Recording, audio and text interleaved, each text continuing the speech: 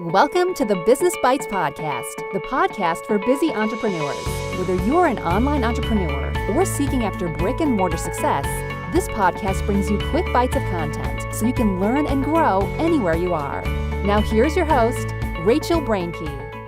Welcome to today's episode on the Business Bites Podcast. I am your host, Rachel Brainke, and I am actually really excited, as if I'm not excited every day, but I'm really excited for today's topic because I want to be bringing a little bit of the legal side and to help you guys protect your business. This episode is protecting your business in layers. So you're busy, your business is booming, it's rocking and rolling, and hopefully you have money coming in, or else there's a plan for that money to come in. So you're acting like you're in business.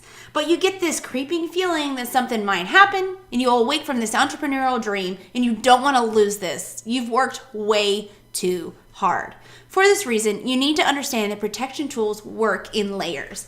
Think of like layers of an onion. If you've ever watched the movie Shrek, that's totally what I think about when he's like, I'm like an onion. I have layers.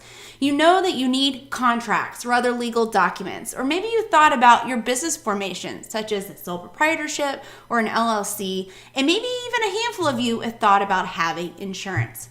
Protection is best served in layers for your business.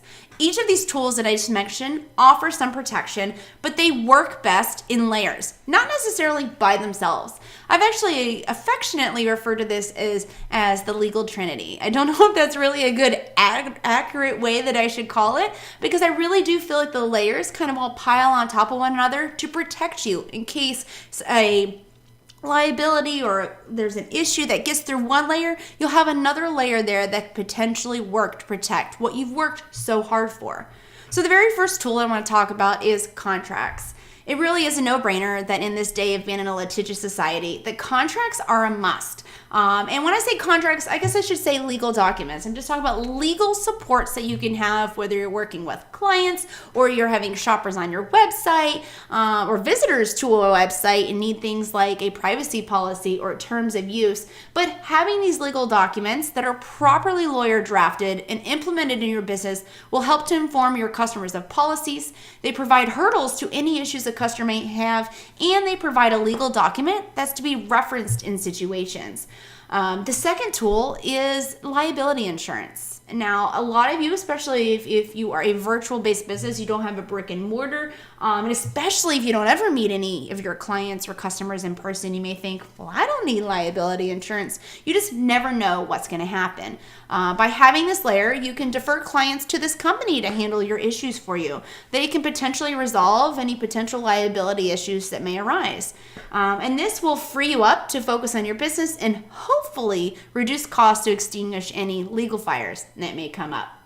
And the third tool is that of business formation. And I actually kind of worked backwards here from the outer layer inward, from the contracts and legal documents, then to liability insurance, and then to your business formation, which is at the core of your business, is what builds and creates what your business is.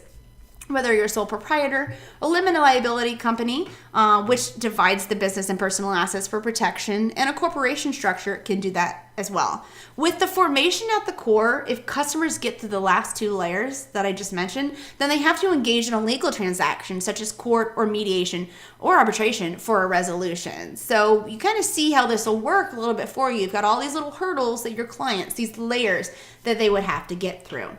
So let me give you an example. Say that you end up with an extremely unhappy client or customer. You don't have liability insurance, but you were smart enough to form as an LLC. So when trying to settle the matter, you'll have to go all the way into court or to settle into mediation or arbitration to settle it.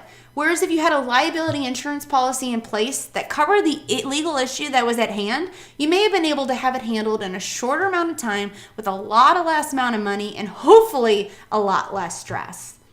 Unfortunately, many of you guys listening will check the legal marks on your checklist off and you'll never revisit these tools again, or you'll leave some of these tools off the checklist and never get to them.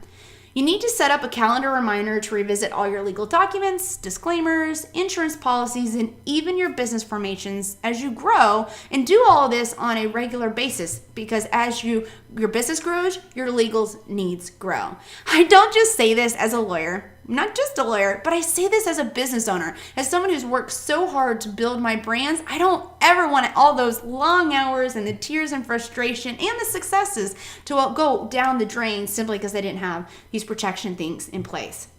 If you're one of those people listening that's like, I'm not even to that point yet, make sure that you get these tools under your belt before you even start taking any funds or acting like a business. Whether you have clients, you sell a product or service, or you're simply blogging and you're taking sponsors, or you're selling online goods. You need to consider, if you're acting like a business, you can be found to be a business and you are opening yourself up to liability as a business. If you think you have all of this on lockdown, maybe you've been in business for a bit and consider that it is cheaper and easier protected by layers, then that's good. And I'm so glad you're there, because it'll be easier than trying to scramble when an issue occurs.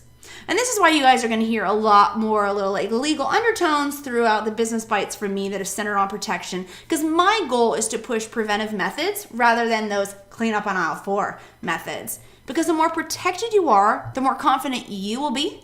This will also help you to stand firm when your clients or customers may be trying to steamroll you, and it will also give you the ability to discern which policies to relax in the name of customer service and when to stand up against, maybe if someone is trying to steamroll you, take advantage of you, or maybe do something unethical or illegal. So I hope this helps you guys just a little bit. That was a nice little crash course on the 3 layers. I do want to give you a little side note on a checklist, if you will, for each of these. So let's rewind a little bit to the tools and let's go back up to the legal documents.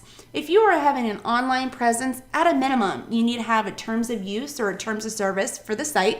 You need to have a privacy policy, which is going to tell those that visit your site what you're doing with the data that they input into the site. And again, I should have prefaced all of this. Everything that I'm saying here is American-based law of an American attorney. So if you are listening from overseas, welcome, welcome. But you may need to see if there's any other specifics that you need to have. So again, that's the terms of use or service on your site, the privacy policy, and if you have any other agreements that you may have, if you're being hired by a client or if you're selling a product or service, you may need to have certain disclaimers or warranties.